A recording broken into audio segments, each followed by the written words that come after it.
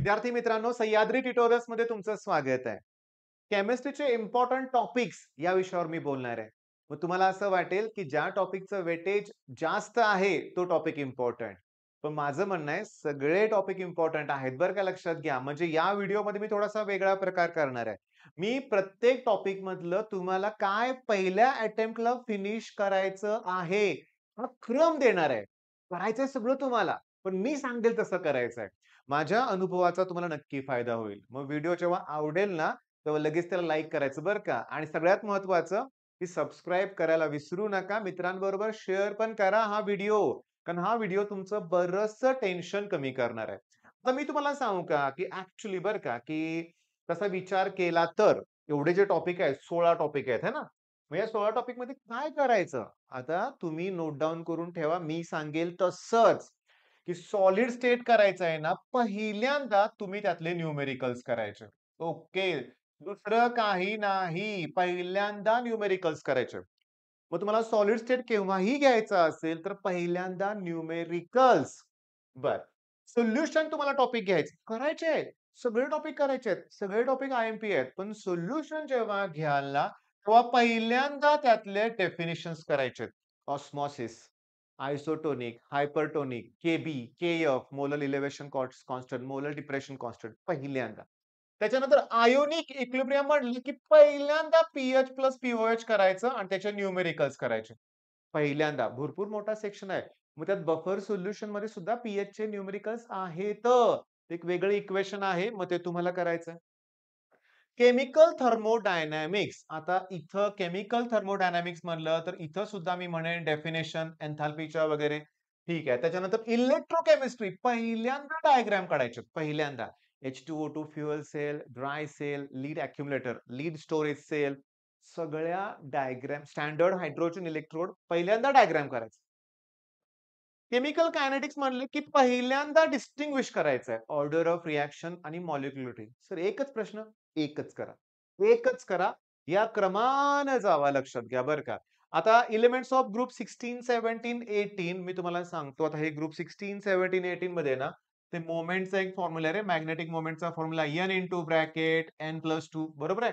N म्हणजे काय? Number of unpaired electron शोधा आणि करा. ओके. ट्रान्झिशन आणि इनर ट्रान्झिशन एलिमेंट मध्ये इफेक्टिव्ह एटॉमिक नंबर हे पहिल्यांदा करा. ओके. Z-X+Y हा फॉर्म्युला आहे. बरोबर आहे. त्याच्यानंतर कोट एक मिनिट, एक मिनिट, एक मिनिट. माझ्याकडून थोडीशी मिस्टेक झाली बरं का. ही इकडे वरती खालती मध्ये मी बघितलंच नाही. थांबा, थांबा. परत रिपीट करतो बरं का. आता काही लोकांना चूक कळाली असेल माझी. एलिमेंट्स ऑफ ग्रुप 16, 17, 18 मध्ये ना पहिल्यांदा एनोमलस बिहेवियर करायचं बाळांनो. एनोमलस बिहेवियर ऑफ O2 आणि F2. Transition inner transition elements मध्ये मग मॅग्नेटिक मोमेंटचा फॉर्म्युला करा. N इंटू ब्रॅकेट N+2 आणि कोऑर्डिनेशन कंपाउंड मध्ये इफेक्टिव्ह एटॉमिक नंबर करा. ओके, आलं लक्षात? ठीक आहे. हॅलोजन डेरिव्हेटिव्ह मध्ये पहिल्यांदा काय करणार? मी तुम्हाला सांगतो ऑप्टिकल ऍक्टिव्हिटी पहिल्यांदा करायचं. मग असिमेट्रिक कार्बन एटमची डेफिनेशन असेल, इनॅन्शिओमरची डेफिनेशन असेल.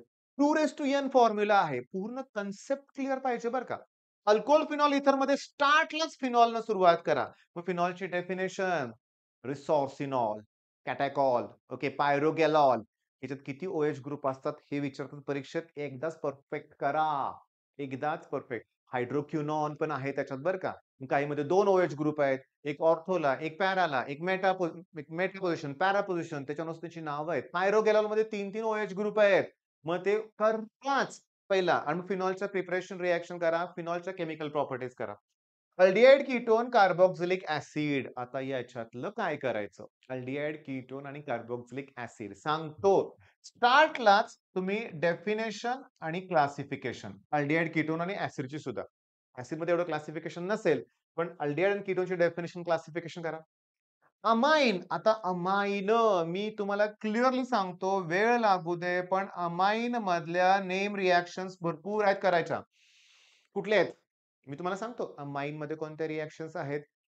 Hoffman bromamide degradation reaction, Hofmann elimination, Hofmann exhaustive अल्कायलेशन.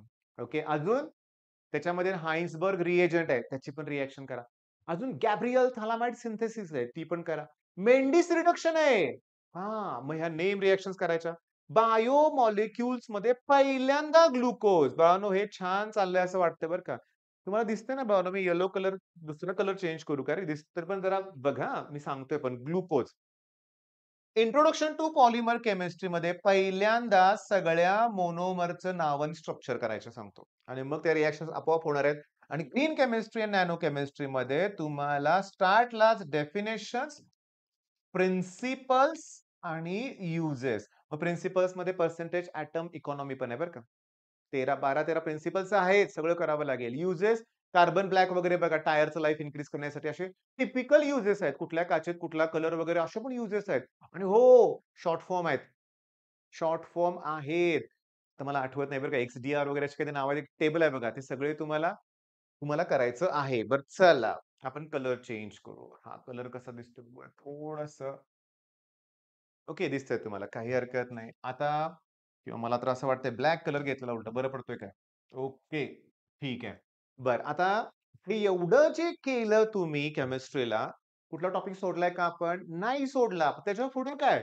तर सॉलिड स्टेटचे न्यूमेरिकल झाले. आता काय? न्यूमेरिकल झाल्यानंतर डिफेक्ट्स. ओके. डिफेक्ट्स आहेत. स्कॉटकी डिफेक्ट बरोबर आहे.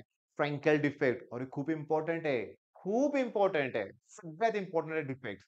सोल्युशनमध्ये काय करणार? तुमच्या डेफिनिशन सगळ्या झाल्या होत्या ना? डेफिनिशन झाले की लॉ करा. हेनरीज लॉ, राउल्ट्स लॉ ते करा. ओके. आयोनिकमध्ये पी-एच प्लस पी-ओच सगळं झालं सर. आता काय करता येईल? इनिशियल थिअरीज आहेत ते करा. पण अजून मी इथं लिहितो की ओस्वाल्ड डायल्यूशन लॉ करा. केमिकल थर्मोडायनामिक्समध्ये डेफिनिशन झाल्यात. मग डिस्टिंग्विश आहे आयसोथर्मल एडियाबॅटिक प्रोसेस. नंतर लॉज आहेत लक्षात घ्या त्याच्यात. फर्स्ट लॉ ऑफ थर्मोडायनामिक्स आहे. सेकंड लॉ ऑफ थर्मोडायनामिक्स आहे. ठीक आहे.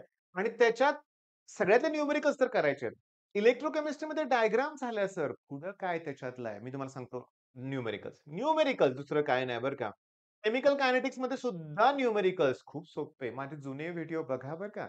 अगदी 3-4 वर्ष जुने असतील. तर केमिकल कायनेटिक्स म्हणजे दी बेस्ट आहे लक्षात घ्या. सगळ्यात बेस्ट आहे. त्याच्यानंतर मी तुम्हाला सांगतो एलिमेंट्स आता एनोमलस बिहेवियर केलं, की त्याच्यानंतर ट्रेंड्स इन प्रॉपर्टीज म्हणजे डाउन द ग्रुप साइज वाढते, मग इलेक्ट्रोनिगेटिव्हिटी कमी होते, डेन्सिटी वाढते. मग काही गोष्टी वाढतात, काही गोष्टी कमी होतात. विचारतात 3-3 मार्काला. बरं ट्रान्झिशन आणि इनर ट्रान्झिशनमध्ये तुम्ही एवढा पॉइंट सांगितला, एवढंच फक्त? आता त्यात खूपच आहे. मी तुम्हाला सांगतो लॅन्थेनाइड आणि अॅक्टिनाइड्स मधला डिफरन्स आहे. तो पण करा. ओके. तसे प्रश्न भरपूर आहेत. देतोय रे. हे करा ना. आता इफेक्टिव्ह एटॉमिक नंबर झाला, की आय-यू-पी-ए-सी करा त्याच्यातलं. ओके. आय-यू-पी-ए-सी येण्याचे चान्सेस खूप आहेत. त्याच्यानंतर इम्पोर्टंट आहे लिगँड्स. म्हणजे मी तुम्हाला आयडिया देतोय रे, की कुठलाच टॉपिक मिस करू नका. प्रत्येक टॉपिकमध्ये बऱ्याचशा गोष्टी ज्या आहेत इम्पोर्टंट आहेत.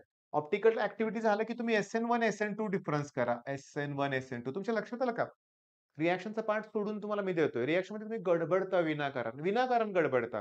पण ऑर्गॅनिकचे मी एक 6 व्हिडिओ दिलेत. प्लीज तुम्ही जर बघितले तुमचा कॉन्फिडन्स नक्की वाढेल बरं का. ह्या ऑर्गॅनिकसाठी तेवढं करायचंय तुम्हाला. बायोमॉलिक्युल्समध्ये ग्लुकोज नंतर काय येऊ शकतं? आता बायोमॉलिक्युल्समध्ये ग्लुकोजच मेन आहे आणि बाकीचं तुम्हाला मी सांगतो क्लासिफिकेशन. आता हे क्लासिफिकेशन एवढं इम्पोर्टंट आहे बरं का. कार्बोहायड्रेटचं क्लासिफिकेशन. म्हणजे तुम्हाला सांगतो, की number of sugar units hydrolysis केल्यानंतर किती शुगर युनिट मिळतात त्याच्यावरती डिपेंड आहे. म्हणजे सुक्रोजमध्ये 2 मिळतात, ग्लुकोज आणि फ्रुक्टोज. पुन्हा माल्टोज आहे, पुन्हा लॅक्टोज आहे, पुन्हा रॅफिनोज आहे, स्टायचोज आहे. स्टायचोजमध्ये 4 असतात शुगर मॉलिक्युल्स. मग तुम्हाला एवढं करायचं आहे बाळांनो. आता मी तुम्हाला सांगतो. काय माहितीये का? करायचंय तर सगळंच. पण आम्ही काही केलंच नाहीये, तर आमच्यासाठी काहीतरी सांगा, की आम्ही अजून काहीच केलेलं नाहीये. तुम्ही जर काहीच केलं नसेल, तर हे करायचं आहे. ओके. तुमच्या लक्षात येते का, की ॲक्चुअली डेफिनिशन्स इथं आहेत. आयोनिकमध्ये सुद्धा डेफिनिशन्स आहेत. डेफिनिशन्स थर्मोमध्ये जास्त आहेत. सोल्युशनमध्ये डायग्राम इलेक्ट्रोकेमिस्ट्रीच्याच विचारल्या जातात. डिस्टिंग्विश ऑर्डर ऑफ रिएक्शन आणि मॉलिक्युलरिटी जास्तीत जास्त वेळा आलेला प्रश्न आहे. पीएचचे न्यूमेरिकल्स सुद्धा खूप वेळा आलेले आहेत. ते डेरिव्हेशन आलेलं आहे. म्हणजे तुमचं काहीच नसेल, उद्या पेपर आहे आणि तुम्ही एवढं करून गेला, तरी चांगलं होईल. ठीक आहे. मग आता सगळ्यात महत्त्वाचं, असंच तुम्हाला फिजिक्सचे पण आय-एम-पी क्वेशन्स मी प्रोव्हाईड करू शकतो. पण माझं काय म्हणणं आहे बघा, की फिजिक्सला न्यूमेरिकल सीरीज सुरू करावी असं माझ्या या मताचं मी आहे. लवकरच हे सुरू करेन मी. All the best.